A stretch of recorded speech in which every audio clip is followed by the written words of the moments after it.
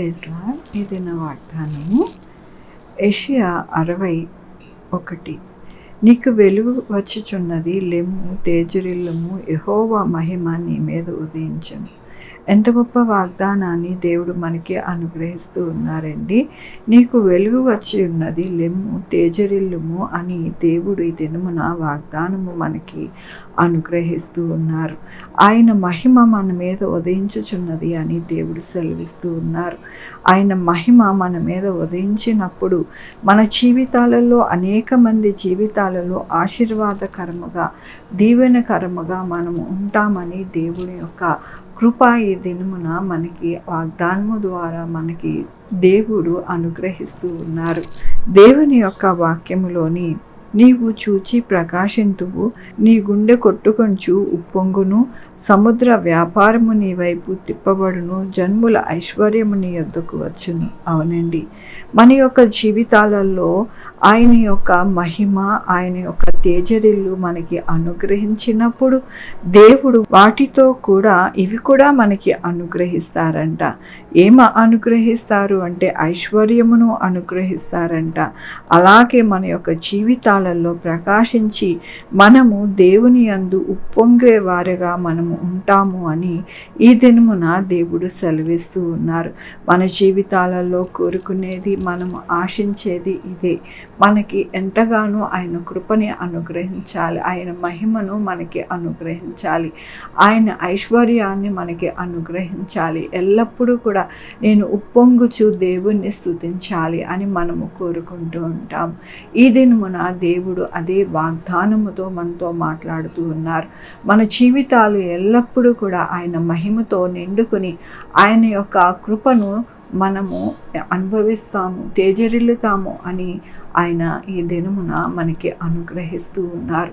మనము ఏ బాధ, ఏ దిగులు, ఏ యొక్క దుఃఖము, అనారోగ్యము మన యొక్క జీవితాలలో ఉన్నప్పటికీ కూడా మనము ఎల్లప్పుడూ కూడా దేవుణ్ణి స్తుతించినప్పుడు అవన్నీ కూడా దేవుని యొక్క కృప చేత, ఆయన యొక్క మహిమ చేత మన యొక్క జీవితాలలో నుంచి వెళ్ళిపోయి సంతోషముగా, ఉప్పొంగే వారిగా, ఆనందకరముగా, ఐశ్వర్యముగా మనము జీవిస్తాము అని ఈ దినమున దేవుని యొక్క వాగ్దానము మనకి అనుగ్రహిస్తూ ఉన్నారు.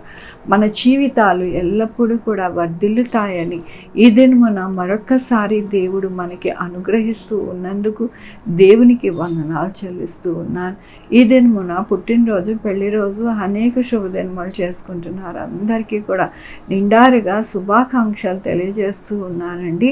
మీ జీవితంలో ఆశీర్వాదము, ఆయన బహుమానము, ఆయన దీవెన మీకు ఎల్లప్పుడూ కూడా కలుగునుగాక. ప్రార్థించుకుందామండి. యెహోవా దేవా, నా తండ్రి, నా ప్రభువా, అవునయ్య, మా జీవితాలలో మీ మహిమను, మీ యొక్క తేజరిల్లును మాకు అనుగ్రహించి మేము ఎల్లప్పుడూ కూడా ఉప్పొంగే వారిగా, ఆనందముగా, ఐశ్వర్యముగా మేము జీవిస్తామని మరొకసారి మీరు వాగ్దానమునిచ్చినందుకు నీకు వందనాలు చెల్లిస్తూ ఉన్నాను. ఇదే మన పుట్టినరోజు, పెళ్లి రోజు, అనేక శుభదినములు చేసుకుంటున్న వారందరినీ కూడా దీవించండి, ఆశీర్వదించండి, మీ కృపలో భద్రపరచండి. నా ప్రభువా, మా కొరకు ప్రార్థించి ఉన్న వారిని నా ప్రభా మీరే మీ యొక్క కృపలో నాయన దాచిపెట్టండి. నా ప్రభా, ఎవరైతే అనారోగ్యంతో ఉన్నారో వారి బిడ్డల్ని, అలాగే నా ప్రభా నాయన ఉద్యోగాల కొరకు ప్రార్థించమని అడుగుతూ ఉన్నారు, అనారోగ్యం గురించి ప్రార్థించమని అడుగుచూ ఉన్నారు నాయన. నా తండ్రి, అలాగే నా ప్రభా వారి యొక్క రాకపోకలు యందు నాయన ప్రార్థించమంటూ ఉన్నారు.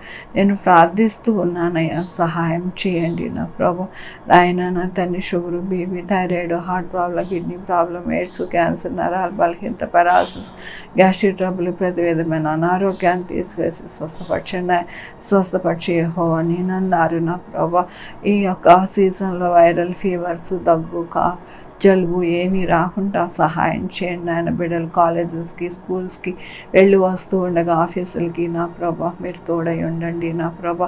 ప్రతి విషయంలో మీరు సహాయం చేయండి. ప్రతి ఒక్కరికి మీ ఆలోచన, మీ జ్ఞానమునిచ్చి ఆయన వారి జీవితాలను సరిదిద్దుకోవడానికి మీరే సహాయం చేయమని కోరుకుంటున్నా నాయన. ఉద్యోగాలు లేని వారికి ఉద్యోగాలు దయచేయండి నా ప్రభు. ఉద్యోగాలు పోకుండా సహాయం చేయండి నాయన. నా తండ్రి, వాతావరణం అంతా కూడా వేడెక్కకుండా సహాయం సహాయం చేయండి.